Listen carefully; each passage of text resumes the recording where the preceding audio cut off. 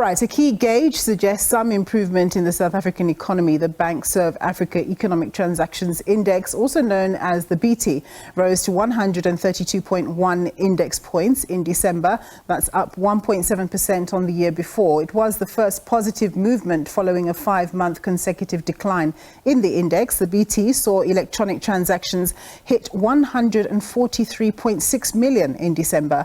On a year-on-year basis, that is up 11.4% and up 2.7% on the month of November. To give us more detail behind the numbers, I'm joined by Shergeran Naidoo. He's the head of Stakeholder Engagement at BankservAfrica. A very good afternoon to you, Shergeran. Thank you very much for joining us.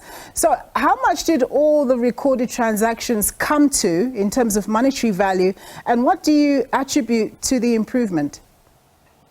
Good afternoon, Nampu, and good afternoon to your viewers.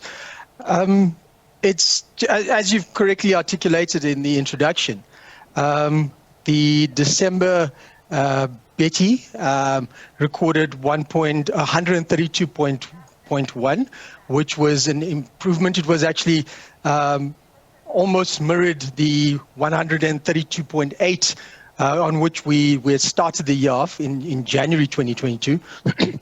It was still nowhere close to the 143.4, which was the all-time high that we'd reached in May of 2022. But what it does indicate is that there has been some level of an uptick in the economy. Whether this was attributed to the festive season. As you're aware, the South Africans, we do have a tendency of splurging a little bit more during the festive season, all of which could have contributed to that uptick. We found that there was approximately 143 million transactions, which was, from a value perspective, was about 1.3 trillion rands on a value basis.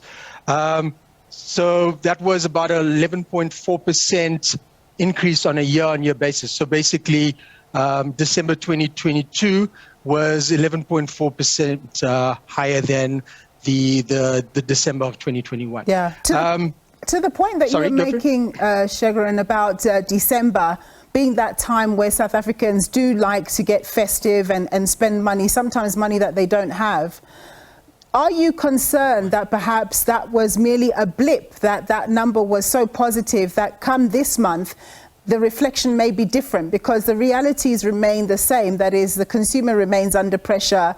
As we were listening to that previous clip about what's happening internationally, South Africa is not immune to it, about all the pressures that people are experiencing. So do you think that that was a blip and that we're going to see transactions come down somewhat?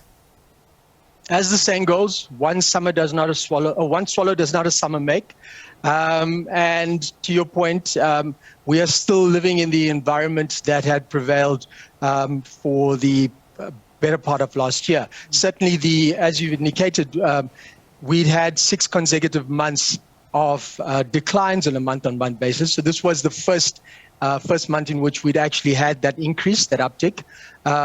It could, as you indicated, be attributable to the December season. And I do believe that we are still living under the same pressures.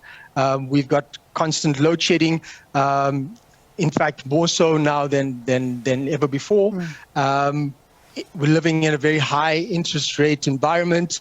Inflation, we believe that we've reached the ceiling. The ceiling point for inflation, and we anticipate that inflation should start to decline over the next months, all of which could potentially lead to a decline in the interest rates. But we know that takes a longer period. That's not going to happen immediately, and so we will, for the foreseeable future, still be living in a very high interest rate and high inflationary environment.